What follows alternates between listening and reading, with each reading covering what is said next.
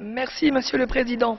Alors que la Tunisie vient de vivre ses premières élections démocratiques, les États membres de l'Union européenne peinent encore à soutenir les aspirations des peuples de la rive sud de la Méditerranée et à faire preuve d'une réelle solidarité. Les réponses du Conseil aux révolutions dans les pays de la rive sud ne peuvent plus se limiter à des déclarations de principe et à des objectifs à court terme. L'UE doit passer à la vitesse supérieure en proposant des mesures concrètes et durables. C'est l'objet de ce programme de réinstallation. L'aboutissement enfin de la procédure de codécision sur ce dossier et ainsi l'application par les États membres, de tous les États membres, du programme européen commun de réinstallation des réfugiés à un moment historique témoignerait de notre volonté à réagir efficacement en proposant des instruments adéquats et en concertation.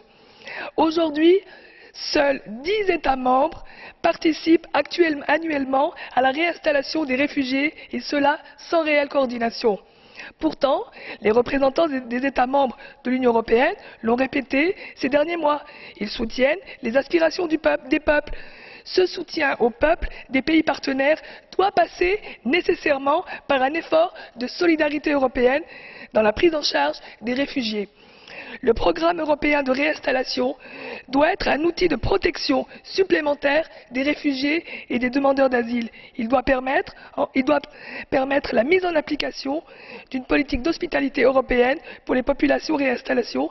Son application est urgente.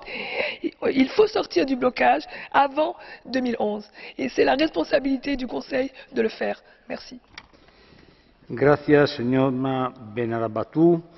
Con esa intervención termina la de los colegas que han hablado en nombre de los grupos parlamentarios y entramos en el turno de quienes se expresan a título individual y, en primer lugar, por un minuto, lo hace la colega Monika Flašíková Beňová.